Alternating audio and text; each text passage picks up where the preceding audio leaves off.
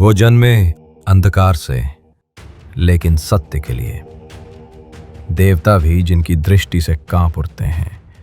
वो दंड नहीं, संतुलन देते हैं। वो याद दिलाते हैं कि कर्म कभी मरते नहीं, लौट कर आते हैं।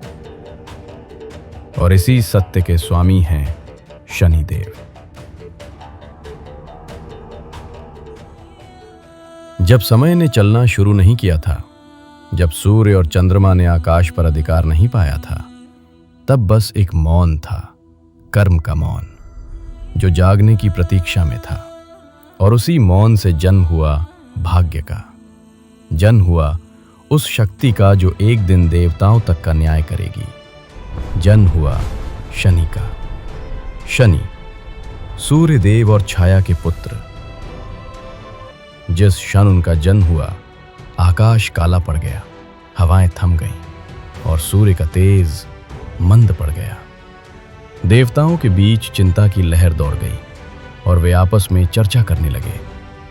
सूर्य से एक छाया जन्मी है।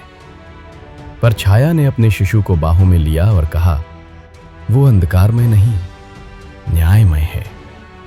एक दिन संपूर्ण सृष्टि उसके न्याय के आगे सिर झुकाएगी। पर सूर्य ने मुंह फेर लिया। वो इस स्याह रंग के बालक को स्वीकार नहीं कर पाए।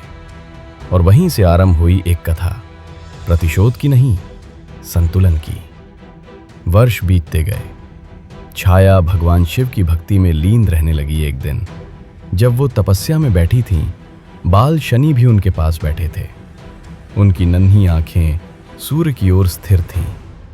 वो दृष्टि साधारण नहीं थी, वो थी कर्म की दृष्टि। सूर्य ने वो दृष्टि महसूस की और उनका तेज कांप उठा। उनका रथ डगमगाने लगा।